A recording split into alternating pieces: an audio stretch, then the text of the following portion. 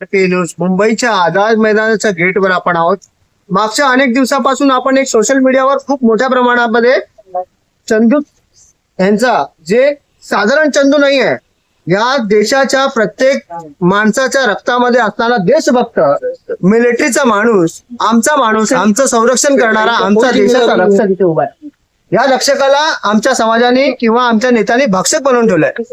वेळोवेळी प्रत्येक जागी आंदोलन करून देखील आज देखील स्वतःच्या न्यायासाठी भटकणारा हा चंदू चव्हाण हा माणूस नाही आहे, हा राक्षस आहे, असं प्रकारची वागणूक त्यांच्या मार्फत या सरकारने केलेली आहे. त्यांच्याकडून जाणून घेऊया. आज या चंदू यांना मिलिटरीमध्ये काम करून देखील स्वतःच्या अंगावर छत्रपती शिवाजी महाराजांचा रामाचा बॅनर लावून, भगतसिंगचे बॅनर लावून प्रत्येकावर हे लिहिलं जातं, हिंदुस्तान नामर्द नेताओं का देश हो गया है क्या. अशा प्रकारचे ज्या वेळेला पोस्टर घेऊन एखादा देशभक्त मिलिटरीचा माणूस फिरतो तेव्हा त्याच्यासोबत काय होतं आपण जाणून घेऊया. काय बोलाल चंदू भाऊ, आज तुम्ही देशाचे रक्षक होतात, आज तुम्हाला देशाचे भक्षक समजलं जातं, काय बोलू? सर, आम्ही देशाचे रक्षक नाही, आम्हाला आतंकवादी बनवलं गेलंय. आम्ही कधी देशाचे रक्षण करत नाही. आणि जे आतंकवादी येतात त्यांना देशात फक्त देशभक्ती बनवलं जातात. बरोबर, हे कशा पद्धतीने 15 लाखाच्या वर सैनिक ते सैनिक तुमच्यासोबत जिवंत उदाहरण आहे. कोणी 200 रुपये घेऊन येतोय, कोणी 5 रुपये घेऊन येतोय, आणि हे आंदोलन कशा पद्धतीने चालू आहे. बरोबर, भीक मागून जे 200 रुपये 300 रुपये दिलं त्याच पद्धतीने त्या जवानांचं दुःख मिटवण्यासाठी. म्हणून तुम्हाला बघू शकता, आम्ही लिहिलंय, यांनी आपल्याला स्वातंत्र्य केलं होतं, यांनी युद्ध लढले. सुभाषचंद्र बोसने नारा दिला होता, तुम मुझे खून दो मैं आजादी दूंगा. आज आझाद भारताला गुलाम बनवलेलं आहे, आणि त्या गुलाम भारताला आता सैनिक आजाद करण्यासाठी परत निघालेला आहे. हे बघता, गुलाम भारत को आजाद कराना आहे आम्ही बघतोय. आणि त्यानंतर बाबासाहेब आंबेडकरांनी संविधान लिहिलं. भारतीय संविधान शिल्पकार डॉक्टर बाबासाहेब आंबेडकरांचा विजय असो. एक स्वामी विवेकानंद त्यांनी सांगितलंय, सत्य को 1000 तरीके से बताया जा सकता है. कारण की मी 1000 वेळेस येईल मंत्रालयामध्ये, 1000 वेळेस हे करेल, आणि माझं सत्य थांबणार नाही. हे दुर्दैव आहे सर. आमच्या सैनिकाला आतंकवादी कसं बनवलं जातं. आम्ही जर देशात नोकरीला जातो, जेव्हा तुम्ही बघतात युद्ध लढले त्या टायमाला जे आतंकवादी क्रिमिनल होते, जेव्हा लढाई लागायची त्या क्रिमिनलांना जेलमधून सोडलं जायचं आणि युद्धामध्ये पाठवलं जायचं. पण आज आझाद जेव्हा होऊन गेलो, त्यांचं म्हणणं अधिकाऱ्यांचं आहे, आमच्या घरात कामं करा, जर नाही केले तर डिसिप्लिनच्या नावाने, ते डिसिप्लिन चांगलं नाही तर मिलिटरीचा लॉ आहे त्या पद्धतीने आम्हाला डायरेक्ट बेसिसच्या नावानं घरी पाठवतात आणि आम्ही देशद्रोही कसं होतो. म्हणजे कुठे ना कुठे ह्या पूर्ण सिस्टम मध्ये जे वरिष्ठ तुमचे अधिकारी आहेत ते तुम्हाला भांडी घासायला लावतात. भांड्यांनी त्याच्यापेक्षा बी बेटर आहे. ते बॉर्डरला दाखवता नाही तर त्यांच्या घरीमध्ये ड्युटी पोस्टिंग राहते माणसाची, प्रूफ करू शकतो तुम्हाला. आणि राहिली गोष्ट, आम्हाला कसं देशद्रोही बनवलं ते तो शोषण झालं. आमचं एक व्हेरिफिकेशन जातं मिलिटरीमध्ये जातो, आम्हाला प्रत्येक लहान मुलाला माहिती असतं, 5 वर्षाच्या मुलाला माहिती, मिलिटरीमध्ये डिसिप्लिन असतं. बाप सांगतो मुलाला की डिसिप्लिन असतं बाबा, आणि तेव्हा तो माणूस भरती होतो. आणि जेव्हा त्याला फौजमधून काढलं जातं त्याचं अनडिसिप्लिन म्हणून त्याला पाठवलं जातं. 10 वर्षात, 5 वर्षात, 2 वर्षात, 3 वर्षात त्याचं डिसिप्लिन खराब नसतं.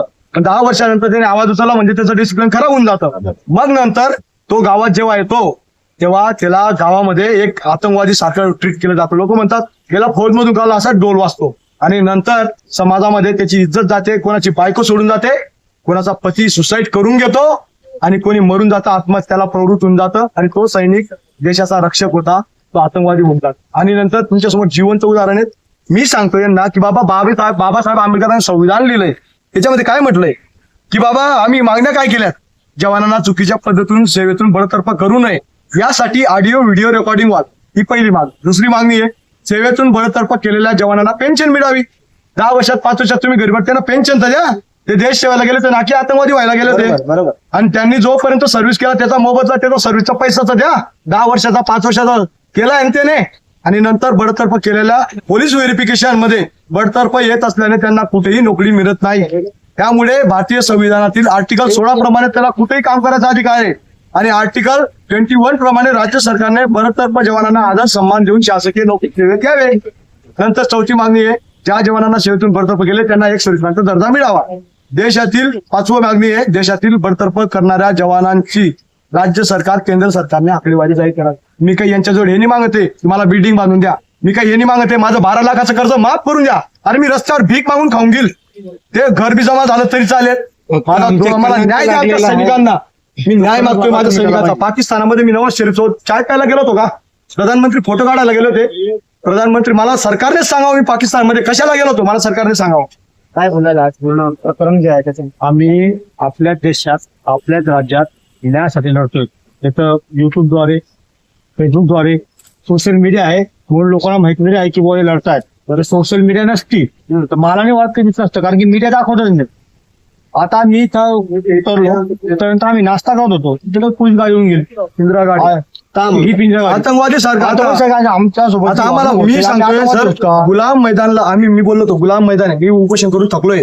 माझ्या 2 वर्षाच्या बाळाला आझाद मैदानचं गुलाम मैदान. मग मला आता मी आझाद मैदानला आलो होतो, पण मला दिसून गेलंय गुलाम मैदान. मी उपोषण करून थकलो, सर्व करून थकलो. माझ्या बायकोला बी घेऊन आलो, मुलाला बी घेऊन आलो. 3 दिवस इथं रस्त्यावर भीक मागितली. त्यानंतर तुम्हाला मुख्यमंत्र्यांनी वगैरे किंवा तुमच्या नाही, त्या ते भेटत department नाही, भेट दिली का? ते गुम राहतात, ते संडेला पार्टी राहते त्यांची. अरे मी सर्व पत्र देऊन थकलो. हे बघा हे मुख्यमंत्री साहेबांना, देवेंद्र फडणवीस साहेब, महाराष्ट्र शासन, हे बघा 17/1/2025 असे पत्र देऊन थकून गेलो साहेब. आणि आता राहिलं गोष्ट, आता तुम्ही सांगा मला, आम्ही गुलाम मैदानामध्ये आम्हाला यायचं नाही तरी आम्हाला बैजवरी पोलीस घेऊन आले तिथून रस्त्यावरून आणि भीक मागतो. या आज आपला तेव्हा भावेश सर आले आमच्या सोबत, आज आपला सैनिक नाशिकहून आले. जशा प्रकारची वागणूक त्यांच्यासोबत सैनिकांसोबत जर मुंबईच्या महाराष्ट्रामध्ये केली जात असेल तर एक लाजिरवाणे प्रकार जे दिसतंय आपल्याला. मागच्या अनेक दिवसापासून सोशल मीडियावर आपण या चव्हाण यांच्या ह्या पूर्ण मिलिटरी बांधवांसोबत त्यांच्यासोबत झालेल्या अन्यायाच्या बाबतीत आपण सोशल मीडियावर पाहतो. मला नॅशनल मीडियाला फक्त एवढंच विचारायचं आहे, काय तुमच्यासाठी भारताचे जवान विषय नाही आहे का? महाराष्ट्राचे मुख्यमंत्री देवेंद्र फडणवीसजी, उपमुख्यमंत्री एकनाथ शिंदे साहेब, तुमच्यासाठी या देशातले जे सेवक आहेत, जे रक्षक आहेत, त्यांची जी मागणी आहे ती योग्य नाही आहे का? खूप मोठा विषय आणि खूप मोठा प्रकार मुंबईच्या महाराष्ट्रामधील आझाद मैदानामध्ये. या आझाद मैदानाचं नाव बदली करून गुलाम मैदान ठेवण्याची मागणी. गुलाम मैदानला आम्ही आझाद मैदान करण्यासाठी आलो. अशा प्रकारचा जर विषय होत असेल तर खरंच या महाराष्ट्रामध्ये लोकतंत्र जिवंत आहे का? हा खूप मोठा प्रश्न या आरपी न्यूज लाईव्हच्या माध्यमाने मी तुमच्यासमोर मांडतोय. या लोकांना, माझ्या बांधवांना लवकरात लवकर न्याय मिळेल अशी अपेक्षा करतो आणि मी यांच्यासोबत शेवट क्षणीपर्यंत असेल. मी यांच्यासोबत नसेल तरी पण व्हिडिओच्या माध्यमाने मी प्रत्येक बातमी लावेन असं मी तुम्हाला गवाही देते. आभारी साहेब तुमचा. हे बघा साहेब, हा मुलगा भारत माता की जय, भारत माता की जय, वंदे मातरम, वंदे मातरम, जय जवान, जय किसान, जय जवान, जय किसान. 5 लाखची डिमांड केली, अधिकाऱ्याने पाठवून दिलं घरी. काय मागणी होती तुमची? ऑफिसरने 5 लाखाची मागणी केली मला. पैसे न दिल्यामुळे नाही का मला ड्युटीवरून काढून टाकलं, डिसमिस केलं. कोण होते त्या अधिकारी G G Varghese, admin officer, lieutenant colonel. तर महाराष्ट्राचे मुख्यमंत्री आणि केंद्रीय मंत्री अमित शहाजी तुमच्याकडे काम करता बिचारे. त्यांची मागणी घ्या आणि यांची चौकशी करा अशी मागणी अपंग आहे, लाईव्हच्या माध्यमाने केली. अपंग आहे. या त्याचा पू निघतो, या- दाखवा ना तो पू. दाखवा मीडियाला, दाखवा. पण तिचे पू निघतो, याला ऑन विस्पर लावा लागतो साहेब. इथे मी तुम्हाला दाखवतोय, थोडा गोलका करा, बाई माणसं जात आहेत. पू निघतो गांडून, हे बघा. विस्पर नाही त्याच्याजवळ, आता पू निघतोय बघा. हे दुःख आहे आमच्या जवानांचं. याच्यापेक्षा भयान दुःख अजून दाखवतो तुम्हाला, सुसाईड केलेल्या जवानांचं. तर अशा प्रकारचं वर्तणूक जर असताना सुद्धा मुंबईच्या आझाद मैदानामध्ये जर आझादी मिळवण्यासाठी जे लढलेत, जे शहीद आहेत, जे जवान आहेत, जय जवान जय किसानचा नारा लावतो आपण, आणि ते जवानच सुरक्षित नसतील तर कोण सुरक्षित आहे? हा खूप मोठा प्रश्न या मुंबईच्या आझाद मैदानामधून आपल्याला. अशा प्रकारच्या अनेक बातम्या पाहत राहू, तोपर्यंत पाहत राहा आरपी न्यूज लाईव्ह मुंबई. धन्यवाद.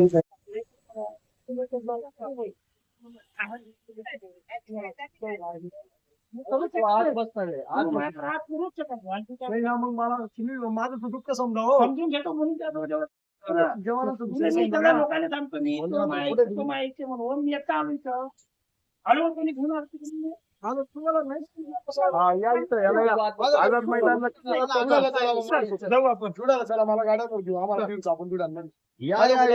इंटरव्ह्यू घेतोय सगळ्यांच्या.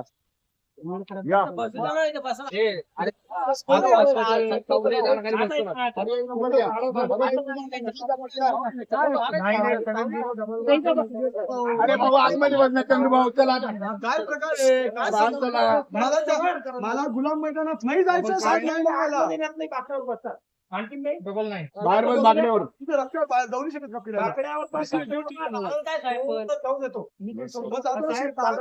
घरी जायचंय फक्त 10 मिनिटं ते फक्त, बाकी 15 मिनिटं घेणार नाही. इथं थांबतो ना आम्ही, उभं राहतो इथं. अहो साहेब आम्ही घरी जातो, फक्त घरी जातो आम्ही. आम्हाला न्याय भेटणार आहे, आम्हाला माहिती आहे. हो, माय ऐकतो की नाही ते फक्त एवढं सांग, हो किंवा नाही फक्त. बाकी नको सांगू तुम्हाला. हो साहेब मग तुम्ही नाही, आम्हाला मुख्यमंत्री साहेबांना भेट होता का मी काय सांगू तुला, भरून दे निवेदन दे पाहू ना ते सांगू. आता निवेदन देऊन टाकलं ना हो. आज दे पाहिजे. हे काय आहे? मोदी साहेबांना इथे येऊन राजनीती करतात मग यांना एक फोटो लावून आणू. तुम्हाला काय करायचं सांग. तुमचं हे होऊन जाऊन द्या 1 सेकंदात, मी तुम्हाला सांगतो काय करायचं.